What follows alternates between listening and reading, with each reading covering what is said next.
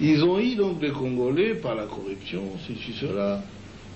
Ils l'ont fait marier à la sœur de James, à une Tutsi, directement. Il a abandonné sa femme à Kinshasa. Oui, il a abandonné sa femme à Kinshasa avec les enfants. Vous voyez encore le problème avec les Congolais. C'est grave.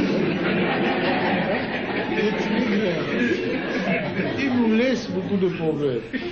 Il est là et maintenant il crie qu'il veut venir. Hein? Bon, le voilà devenu un chef de guerre de la rébellion. Et ils sont allés ramasser tous les autres rebus que vous connaissez. Les Tambo et Mwamba, les Zaïdi Ngoma, l'autre est là, Lunda Boululu, Wamba Diawamba. Et vraiment une kermesse de gens, en tout cas corrompus et inutiles. Pardon, le Bizi Makara, qui était mon ministre des Affaires étrangères, que je croyais congolais. Et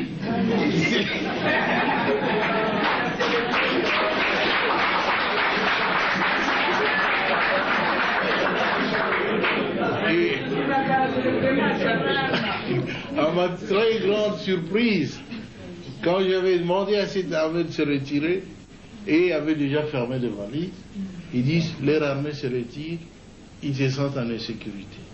Je dis, mais non, votre armée reste. C'est l'armée rwandaise qui se retire. C'est pas la vôtre. Mais ils ont disparu. Et j'ai compris qu'ils n'étaient pas congolais alors. Parce que l'armée qui s'est retirée était rwandaise. Ah oui. Un ministre congolais, un ministre d'État a disparu. Un ministre des Affaires étrangères a disparu. J'ai dit, nous étions infiltrés alors. Infiltrés au sommet de l'État. Alors ainsi on aura pu découvrir des documents où Kagame dirigeait ces gens-là, où il complotait pour que les Tutsis prennent la tête de ce grand pays qui n'est pas le leur. Alors ça en est trop, hein. Ce pays ne leur appartient pas. Ils veulent en prendre la tête. Quoi? Mais c'est pas possible, ça a été très grave.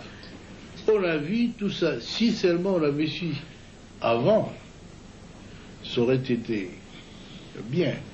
Mais le conflit a éclaté après.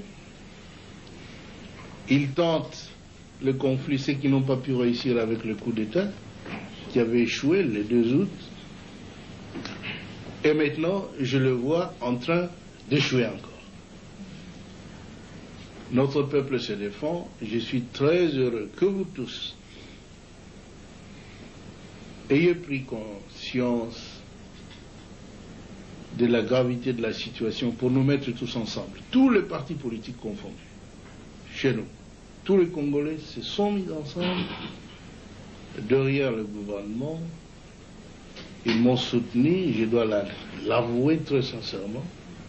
Et je ne sais même pas ce que je ferai pour les rendre.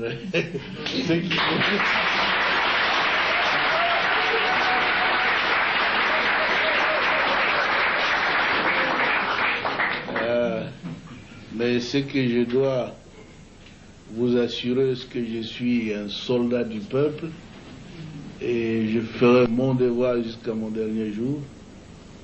Je veux que mon pays soit totalement libre et en tout cas un pays moderne qui se développe, où sur le plan social, nos villages doivent être transformés.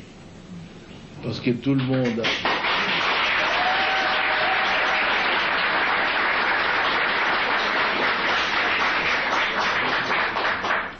Beaucoup de nos élites, beaucoup d'intellectuels, beaucoup de citadins, de gens de ville qui sont habitués à la vie, ont peur de rentrer dans nos villages. C'est parce qu'il n'y a pas de vie là-bas. Nous étions donc engagés dans un programme de reconstruction qui a commencé à porter fruit. Et tout cela sans assistance extérieure.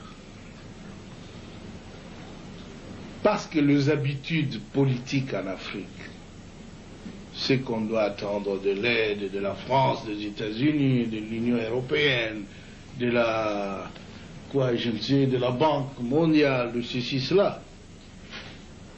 Mais nous avons dit, depuis quand nous luttions, longtemps, nous disions que notre lutte, c'est la lutte de l'intelligence contre la force brute. La force brute.